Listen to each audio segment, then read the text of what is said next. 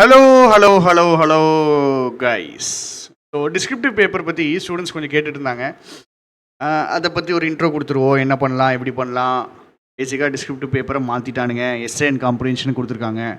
So best method இந்த comprehension prepare பண்ணுறதுக்கு, descriptive paper prepare பண்ணுறதுக்கான பெஸ்ட்டு மெத்தட் என்னது, எஸ்ஏயும் சரி காம்ப்ரிஹென்ஷனும் சரி, என்ன பெஸ்ட் மெத்தடாக இருக்கும் அப்படிங்கிறத பார்க்க போகிறோம்.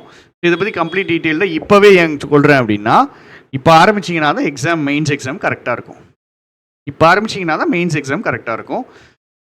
ஸோ டிஸ்கிரிப்டிவ் பேப்பர் எப்படி கொடுத்துருக்காங்கன்னா, எஸ்ஏ அண்ட் காம்ப்ரிஹென்ஷன் கொடுத்துருக்காங்க.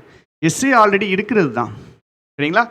எஸ்ஏ நம்மளுக்கு தெரியும், இது ஆல்ரெடி இருக்கிறது தான். நமக்கு காம்ப்ரிஹென்ஷன் தான் தெரியாது.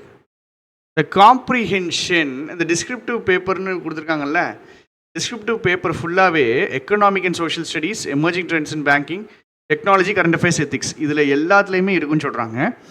ஸோ காம்ப்ரிஹென்ஷனும் சரி எஸ்ஏயும் சரி இந்த டாபிக்ஸ் பேஸ் பண்ணி தான் இருக்க போகுது.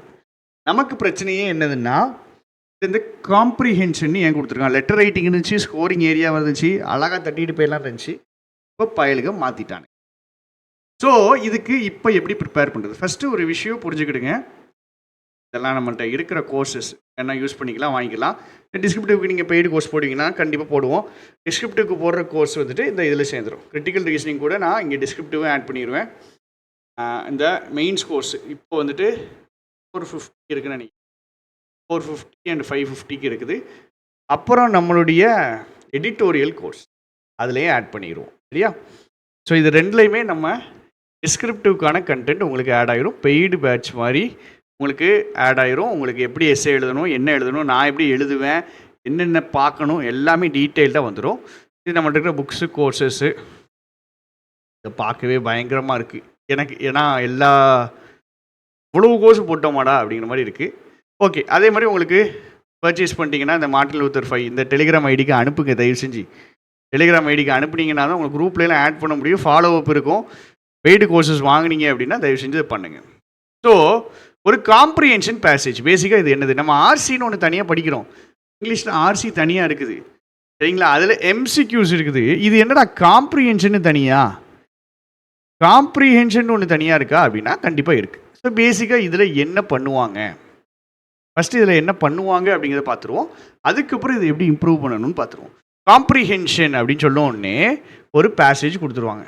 Emerging trends in India, digital banking in India, அவங்களே பேசேஜ் கொடுத்துருவாங்க, சரிங்களா. அவங்களே ஒரு பேசேஜ் கொடுத்துருவாங்க. சடன்னு இங்கே பாயிண்ட் பை பாயிண்ட்டாக இருக்குது, பட் பாயிண்ட் பை பாயிண்ட்டாக இருக்காது, ஃபுல்லாக பேராகிராஃபாக இருக்கும். ஒரு பேராகிராஃப் இருக்குது வச்சுக்கிடுவோம், சரியா. என்ன கேட்டுருவாங்க, இப்படி கொஸ்டின்ஸ் கேட்டுருவாங்க. What is digital banking and how has it change financial services in India. So பேசிக்காக இதை ரீட் பண்ணி நான் ஆன்சர் போடணும். வழக்கமாக நான் ரீடிங் காம்ப்ரிஹென்ஷனில் பண்ணுறது தான், இதை நான் ரீட் பண்ணி ஆன்சர் போடணும். ஆனால் இங்கே எம்சிக்யூ கிடையாது, இங்கே வேர்ட்ஸில் நான் டைப் பண்ணணும். ஏன்னா வேர்ட்ஸில் டைப் பண்ணணும், சரியா. வேர்ட்ஸில் நான் என்ன பண்ணணும், டைப் பண்ணணும். இதுதான் டிஃப்ரென்ஸ். அப்போ எனக்கு வேர்ட்ஸில் டைப் பண்ணுங்கும் போது இங்கே உங்கள் ஓன் வேர்ட்ஸில் எழுதணும்.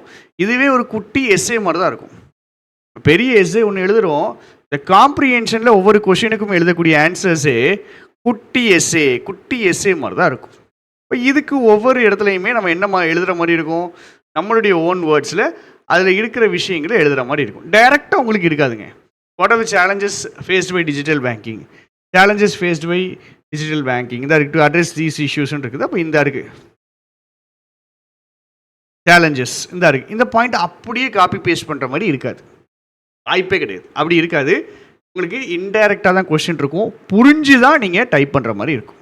டைரெக்டாக உங்களுக்கு கொஸ்டின்ஸ் இருக்காது. ஸோ திரும்பியுமே உங்களுக்கு இங்கேயுமே எந்த ரோல் ப்ளே ஆகும், இட் இஸ் அண்டர்ஸ்டாண்டிங். வாசிக்கணும், புரியணும், புரிஞ்சு என் ஓன் வேர்ட்ஸில் நான் ஆன்சர் எழுதணும். ஸோ இதுக்கு எக்ஸசைசஸ் நம்ம ஆட் பண்ணிடுவோம். நம்மளுடைய பெய்டு பேட்சஸில். ஸோ நீங்கள் எழுதி உங்களுக்கு இது ப்ராக்டிஸ் ஆகும். எழுதி உங்களுக்கு நல்லா இந்த ரிட்டன் ஆன்சர்ஸ், பேராகிராஃப் ஆன்சர்ஸ் பேசிக்காக ஸ்கூல் காலேஜில் எழுதுகிற மாதிரி எக்ஸ்பெக்ட் பண்ணுறாங்க. அந்த மாதிரி தான் இந்த காம்ப்ரிஹென்ஷன் இருக்கும் அப்படின்னு கெஸ் பண்ணுறாங்க. எல்லாத்துலேயுமே, எல்லா வீடியோஸ்லையுமே, எல்லா இடத்துலையுமே இதுதான் சொல்கிறாங்க, இப்படி தான் இருக்கணும். ஆனால் இன்னொரு வாய்ப்பு இருக்குது. இந்த காம்ப்ரிஹென்ஷன் அப்படின்னு சொல்லும்போது ஒன்று இப்படி கேட்க வாய்ப்பு இருக்குது, இல்லை அப்படின்னா ஒரு பேராகிராஃபை கொடுத்து இதை சம்மரைஸ் பண்ணுங்கன்னு கூட கேட்க வாய்ப்பு இருக்குது. பேராகிராஃபை கொடுத்து இதை சம்மரைஸ் பண்ணுங்க, ஃபஸ்ட்டு பேராகிராஃபை சம்மரைஸ் பண்ணுங்க, கொஸ்டினே கேட்கலாம். இதில் இந்த டோட்டல் எஸ்ஏயை சம்மரைஸ் பண்ணுங்க அப்படி கூட கேட்கலாம். அதுவும் வாய்ப்பு இருக்குது. இப்போ பேசிக்காக உங்கள்கிட்ட என்ன எக்ஸ்பெக்ட் பண்ணுவாங்கங்க, வாசிக்கணுங்க, வாசித்து புரிஞ்சுக்கணுங்க, புரிஞ்சதை ஒன்று கொஷின்ஸாக எழுதணும், இல்லை சம்மரியாக எழுதணும். இவ்வளோ தாங்க. சரி, நான் எப்படி இதை இம்ப்ரூவ் பண்ணுறது, இதுக்கு நான் எப்படி பண்ணுறது, டிஸ்கிரிப்டிவில் ஒரு நல்ல ஸ்கோர் எப்படி எடுக்கிறது? ஃபஸ்ட்டு விஷயம், எனக்கு ரொம்ப சந்தோஷமாக இருக்குது பார்த்துக்கிடுங்க. ஏன் அப்படின்னா, சம்மரி எழுதுங்கடான்ட்டு நானும் முட்டுன்னு முட்டுனேன். ஸோ சம்மரி ரைட்டிங்கு நம்ம ரொம்ப எம்ஃபசிஸ் கொடுப்போம், உங்களுக்கு தெரியும். டிஸ்கிரிப்டிவ் ஃபோக்கஸ் பண்ணி கிடையாது, but general English point of வியூவில் சம்மரி ரைட்டிங் இஸ் ஒரு சூப்பரான டூல். உங்களுக்கு எப்படி இருக்குது, உங்கள் ரைட்டிங் எப்படி வருது, உங்களால் எப்படி ஓன் வேர்ட்ஸில் சென்டென்சஸ் மேக் பண்ண முடியுது, எப்படி உங்களுக்கு புரியுது, எல்லாத்தையும் செக் பண்ணுறதுக்கு இந்த summary writing is a perfect tool, சூப்பரான டூல். சரியா? இதை தயவு செஞ்சு நீங்கள் பண்ணணும். இதை பண்ணுங்க, ஆட்டோமேட்டிக்காக உங்களால் பண்ண முடியும். ஒரு எடிட்டோரியல் எடுங்க, சம்மரி எழுதுங்க. இதை தான் நாங்கள் எடிட்டோரியல் கோர்ஸில் பண்ணுறோம். எடிட்டோரியல் கோர்ஸில் இதுதான் பண்ணிகிட்ருக்கோம். சம்மரி தான் எழுதுகிறோம். சம்மரி எழுதுறது தான் சேலஞ்சு. எஸ்பிஐ கிளர்க்கு மெயின்ஸ் கோர்ஸில், அதனால் அதுலேயும் அந்த வீடியோஸை ஆட் பண்ணிடுவேன். நான் 50 to 80 வேர்ட்ஸை கொடுத்துருவானுங்க. நீங்களாக ஓன் வேர்ட்ஸில் எழுதணும். அப்படிங்கும்போது சம்மரி ரைட்டிங் தான் உங்களுக்கு ரொம்ப ஹெல்ப்ஃபுல்லாக இருக்கும். டெய்லி நீங்கள் இப்போ எழுதலைனாலும் டெய்லி எழுதுங்க. அட்லீஸ்ட் வீக்லி 4 days எழுதுங்க. நம்ம எடிட்டோரியல் கோர்ஸில் வீக்லி 4 days தான் நம்ம சம்மரி எழுதுகிறோம். சூப்பராக ட்ரெயின் ஆகும். உங்களுக்கு நார்மல் ஜென்ரலான இங்கிலீஷும் இம்ப்ரூவ் ஆயிரும். ஜென்ரல் இங்கிலீஷ் இம்ப்ரூவ் ஆகிடும். டிஸ்கிரிப்டிவ்க்கு ரொம்ப ஹெல்ப்ஃபுல்லாக இருக்குங்க. நல்லா புரிஞ்சுக்கிடுங்க. ஒரு மொழியை எப்படி படிக்கணும், ஒரு மொழி எப்படி படிக்கணும்னு புரிஞ்சுங்க. First listening. ஃபஸ்ட்டு நீங்கள் இந்த டாப்பிக்கை பற்றி நல்லா காது கொடுத்து கேட்கணும். அதுக்கப்புறம் நீங்கள் அந்த டாப்பிக்கை பற்றி வாசிக்கணும். இந்த 2 விஷயமும் இருந்தால் தான் உங்களால் ஒரு விஷயத்தை பற்றி எழுத முடியும், இல்லைன்னா எழுத முடியாது. சரியா? நம்ம இதை இன்ஜினியரிங் எக்ஸாம், இன்ஜினியரிங்குடைய மந்த்லி டெஸ்ட் வைப்பானுங்கள்ல, அந்த மாதிரி நினச்சிட்டு போயிட்டு வார்த்தையை ஃபஸ்ட்டு சென்டென்ஸு, அந்த சென்டென்ஸ் அப்படியே மாற்றி திரும்ப பேசிவில் மாற்றி எழுதுறது, அந்த மாதிரி எழுதாதீங்க. லிசனிங் அண்ட் ரீடிங், அந்த டாப்பிக்கை பற்றி நல்லா வாசித்து ரீட் பண்ணால் தான் நம்மளால் எழுத முடியும். ஸோ நிறைய ரீடிங் அண்ட் லிசனிங்குள்ளே போகுங்க. நிறைய ரீடிங் அண்ட் லிசனிங் பண்ணுங்கள். ஏன்னா எஸ்ஏக்கு ஹெல்ப்ஃபுல்லாக இருக்கும். காம்ப்ரிஹென்ஷனுக்கு உங்களுக்கு பயங்கர பெனிஃபிஷியலாக இருக்கும். இப்படி ஒரு பேசேஜ் கொடுத்துட்டாங்கன்னா இது எவ்வளோ சீக்கிரத்தில் என்னால் வாசித்து புரிஞ்சிக்க முடியும், அதுலேருந்து என்னால் கொஸ்டின்ஸ் எவ்வளோ சீக்கிரம் டைப் பண்ண முடியும். ப்ளஸ் டோட்டலாகவே உங்களுக்கு 30 நிமிஷம் தான் கொடுத்துருக்கானுங்க. டைம் பயங்கரமாக இடிக்க போகுது. இந்த 25 கொஸ்டின்ஸு இதில் ஒரு 5 மார்க் நீங்கள் ஏறிட்டீங்கன்னா கேம் சேஞ்சிங். 5 மார்க்கே கேம் சேஞ்சிங். இந்த 7-8 மார்க்லாம் ஏறிட்டிங்கன்னா நீங்கள் தான் டாப். சரியா? ஸோ சம்மரி ரைட்டிங் ப்ராக்டிஸ் பண்ணுங்கள். சம்மரி ரைட்டிங்கை உங்களுடைய டெய்லி ஷெட்யூலில் சேர்த்துக்கிடுங்க. 3/4 மணி நேரம் கேட்குறேன். வாரத்துக்கு நான் 4 நாளாக 3 hours ப்ராப்பராக. ஒன்றும் இல்லை, ஒரு எடிட்டோரியல் எடுங்க, ரீட் பண்ணுங்கள், சம்மரி எழுதுங்க. இல்லையா, அந்த எடிட்டோரியலில் நீங்களே ஃபஸ்ட்டு பேராகிராஃபு நியூஸ் தான் கொடுத்துருப்பானுங்க, செகண்ட் பேராகிராஃப் தான் அனாலிசிஸ் கொடுத்துருப்பாங்க.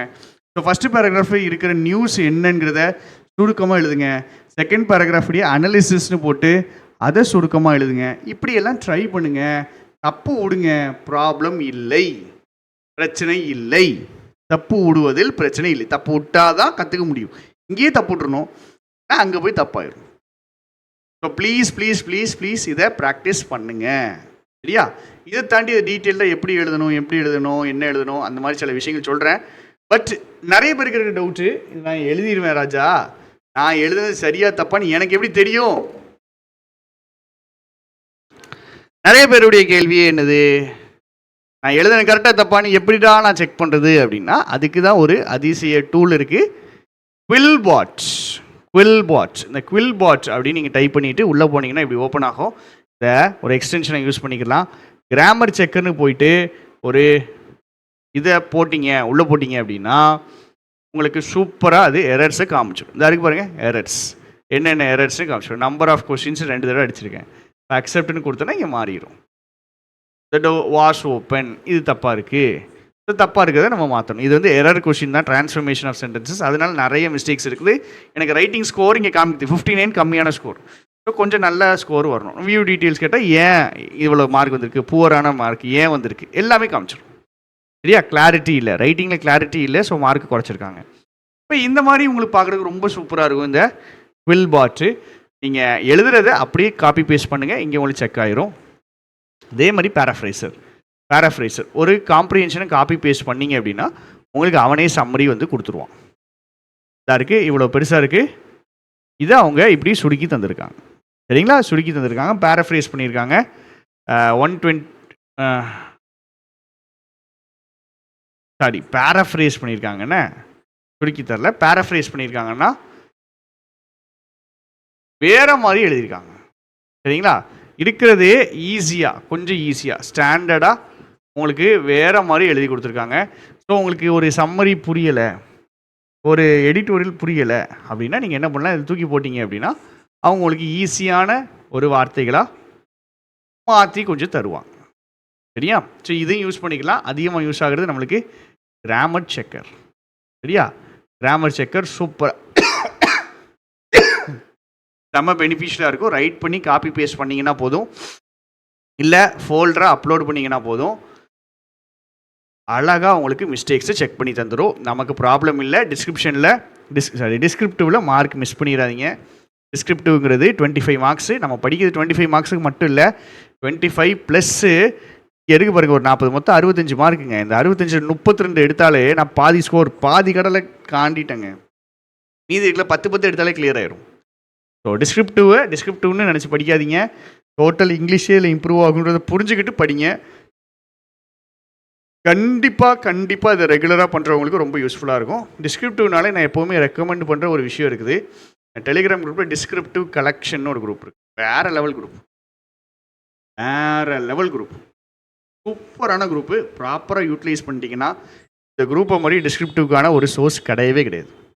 செம்மையான குரூப்பு. இது ஒரு ஸ்டூடெண்ட்டு அழகாக எடுத்து சூப்பராக பண்ணுறாங்க, யூஸ் பண்ணிக்கிடுங்க. அதேமாதிரி புதுசாக ஒரு ஸ்டூடெண்ட்ஸுக்கு இந்த இங்கிலீஷுக்கு எனக்கு ஒரு நல்ல குரூப் வேணும், நல்லா ப்ராக்டிஸ் பண்ணுறதுனா இந்த குரூப் தான். Legendary group, OG group. English for IBPS தமிழ்னு ஒரு குரூப் இருக்கும். ரொம்ப சூப்பராக உங்களுக்கு எக்ஸசைஸஸோ மற்ற விஷயங்களோ பேங்க் எக்ஸாம் இங்கிலீஷ்க்கு அழகாக ஹெல்ப் பண்ணுற ஒரு குரூப். சரியா? யூட்டிலைஸ் பண்ணிக்கிடுங்க. அதே மாதிரி ரொம்ப முக்கியமான விஷயம், critical reasoning plus connectors marathon இருக்குது 9 to 11. மறக்காமல் வந்துருக்கு. கிரிட்டிக்கல் ரீசனிங் 9 to 11க்கு மேரத்தான் இருக்குது. நாளைக்கு 9 to 11, அதாவது சண்டே 9 to 11 மேரத்தான் இருக்குது. எல்லா வீக்கெண்டும் மேரத்தான் போடுறோம், மறக்காமல் வந்து விடுங்கள். சரியா? சீக்கிரம் முடிச்சிடுவோம், இதை ஒரு 2 மணி நேரத்தில் முடிச்சிடுவோம். So be there. தேங்க்யூ.